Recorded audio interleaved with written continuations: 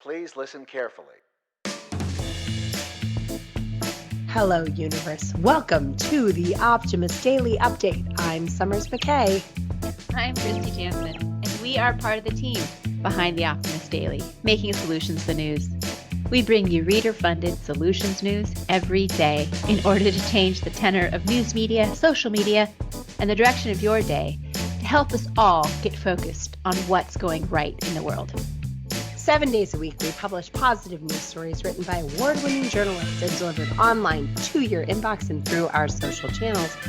And also, we are sharing the solutions in a commute-worthy, walk-worthy, home office-worthy, I might still be on Dayquil-worthy podcast.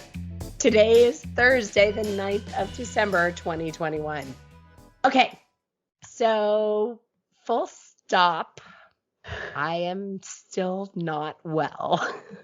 Well, you just have that husky kind of throaty voice going on there. Yes. I jokingly the other night called it my Katharine Hepburn voice, and my husband was like, no, Summers, it's Kathleen Turner. Yeah. Nice try. Keep going. But I will say one thing that I have not commented on is the text change in the intro that you and Ariel and Amelia affected while I was on my vacation. I like the idea of helping us all keep focused on what's going right in this world. Yeah. So that was, I did that actually without consulting them. So, and they didn't throw me off the pod. So I left it. Mm-hmm. But that's what I feel like we really need to spend more time looking at. Yeah. Where we put our attention is, it colors everything, our perception, both of the past, of the future, of the now. If you're always looking at all the bull things. Hogwash, Christy. We say hogwash. Hogwash. Right. Update. I mean, if you're just focused on all the things that are going wrong, you forget about all the things that are going right and have gone right. And it can lead to the higher blood pressure that we're all suffering. Well, it can really cloud your judgment on whether or not life is good. Right. Right. We spend so much time in the muck, and I'm not going to pretend that this week hasn't been a challenging week, right? Like, there's no question that I, along with parents all over the world, and you as a parent, we're all just like, the holidays, are you kidding? We have to everybody's sick from COVID from Thanksgiving, and now we have to this is hogwash. But at the end of the day, there's really good stuff that's being rolled out in the world that's inspiring people, that's empowering people. I know for me, when I really need a lift on the Optimist Daily, I go and I look at our stories about young people. Just young people who are doing incredible, inspiring things.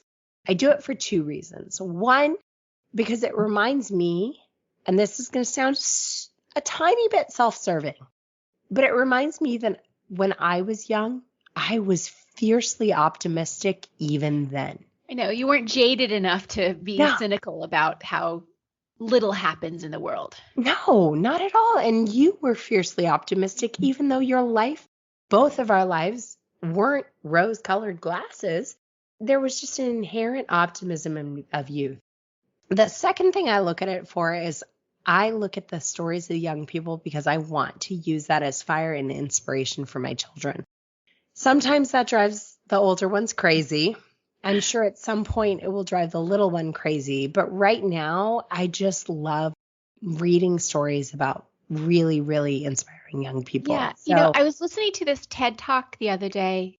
I'll look it up and I'll get the exact quote. But to paraphrase what the guy was saying, and he was a conservative politician who changed his mind about climate change because his son was like, okay, Dad, I'm totally all in for you. I'll vote for you. But you got to really, address your game on climate change because it is real and we got to deal with it. And he's now, from the conservative perspective, very active on getting that population to take climate change seriously. But what he said was something like, the societies that don't listen to the young people are the ones that get stuck and that get calcified in a way that eventually they'll crumble or fall. And so those are the societies that look backwards. as opposed to the societies that look forwards. And I just thought that was it was an inspirational observation. Yeah, and absolutely. I want to live in a country, in a society, in a world that listens to our kids and says, hey, this is important, because that's where Yeah. we're going. Speaking of listening to our kids and protecting our kids, my headline today reads Instagram to launch parental control and time limit features. Now, we all know that I love social media. Christy's less of a social media person than I am, but I don't think social media is a bad thing. Or it doesn't have to be a bad thing, Summers. Yeah, or it doesn't have to be a bad thing. In fact, social media can be a good thing if there are parameters around it that make it safe. Following concerning findings about the effect of social media use on teens' mental health, Instagram has actually announced plans to implement several new safety and mental health features in early 2022. This includes parental controls and a new take a break feature. Now, these parental control features are expected to be released in March and will include options for parents to set limits on Instagram time, as well as how much time their children can spend on the app, what they're doing on the app. Participants will also be notified when their child blocks someone. This is really important, guys. If you block someone, it's because their content offended you. For adults and kids alike, the Take a Break feature will allow users to receive a notification from the app once they've been scrolling for a certain amount of time, such as 10, 20, or 30 minutes. I'm wondering if I can use this for my husband, actually. I truly think my daughter is actually more likely to know how to, turn off. Yeah, as long as he doesn't figure out how to turn it off, right? Exactly. But Instagram will, by default, no longer allow users to mention or tag teenagers, and it's really going to move it in the right direction. I love it when social media companies like this take active steps toward protecting children, taking better care of them, and recognizing that the addictive nature of their tools is not actually good for the world. So, Christy, I'm a big fan of Instagram, but I am also a big fan of making it better for kids. Yeah, I think it's a huge step, but I'm still real lukewarm on the whole idea of social media in general. And I know. just But the it can fact be that so inspiring. it can be, but the attention economy that is generated, and the algorithms that try to keep us plugged in, I find challenging. And it's good to have the reminder. All right, you go ahead and tell us about your story. So let me talk about my article that I wanted to highlight today, which is more about getting back into nature in a way, which I think is the antidote to social media, is getting back into nature. This headline reads, every Welsh household gets a free tree to help tackle climate emergency. And while this is not going to be the panacea for everything, it's kind of a cool project. The Welsh government has come up with a £2 million scheme to help tackle the climate emergency that will give a tree to every single household in the country. This will add up to approximately 1.3 million newly planted trees all around the countryside. I love this. Yes.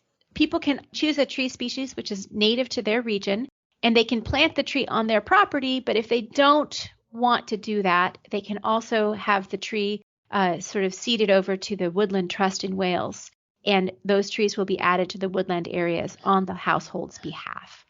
Now, I haven't given you an update on our trees, Christy. Oh, okay. 27 out of 28 of the ladies have made it. Oh, that's I call them my ladies. Okay. Anyway, yes, go on. That's good. Yeah. So Lee Waters, who's the country's deputy climate change minister, is fully aware that this plan is not going to be the only thing that's going to fix the climate emergency. It'll only be a small dent in the overall goal, because the country has estimated it's going to plant 86 million trees by the end of the decade to meet their climate change targets. But it'll help, and it'll also brings each household into the project. And that's a big part of it's that why. stakeholder advocacy. Exactly. So it's definitely about reducing carbon emissions, but it's also about building that personal stake in the ground, that personal tree in the ground, so to speak. And it's an innovative new solution to this process. I just like it. I love it too. We have so many other great stories on Optimist Daily today. We've got a headline that reads, Paris has an Olympic-sized plan to clean up the Seine. Give the gift of perfect festive houseplants this holiday season. Who doesn't love a festive houseplant? These are the 2021 Hyperspace Challenge winners. There's easy tips boosting night shift workers' health. Other headlines, everything you need to know about tea tree oil. A new AI system helps prioritize and assesses ICU patients. How to protect your sleep schedule while traveling. Or if you're a night shift worker, we've got an article about that, 2 sleep stories here. And a man and dog trek 8,000 kilometers to help rewild the Scottish Highlands. That is it for the Optimist was Daily. a hard one not to cover, right? Rewilding the Scottish Highlands. That sounds like an episode of Outlander, and just, it's fantastic. I'm in. I'm in, definitely. Is that Brennan that I hear, Summers? Yes, I am fully going to cop to the fact that my daughter is sitting on my lap while we are finishing this recording. Brennan, do you want to say hi to everybody? No. Okay. Okay. I like that she knows her own mind. Well, yep. Choose your voice, kid. Choose your voice. Christy, bring us home. Well, everybody, thank you for listening to today's Optimist Daily Update. We promise to keep sharing positive, solution-based stories with ideas on how you can participate in the changing world and help ensure it is changed for the good. We promise to keep covering current events with accuracy, legitimate sources, and offering you the most important information we all need so we can help chart new paths for all of us. And if you haven't already and you have the means, please consider becoming an emissary on theoptimistdaily.com because we are a reader-funded organization. We depend on your support to keep going here on the podcast and also for the website and the emails and all the social media, the positive social media that we try to put out in the world. But for just $5 a month, you can become an emissary on theoptimistdaily.com and help support our project and pay your optimism forward, so to speak. That's what we do here. Let's keep the Optimist Daily free for everybody who needs it, supported by those of us who can. Everybody, happy Thursday. We'll be back tomorrow with more solutions. Brennan, do you want to say goodbye? Brennan, are you sure you don't want to say goodbye?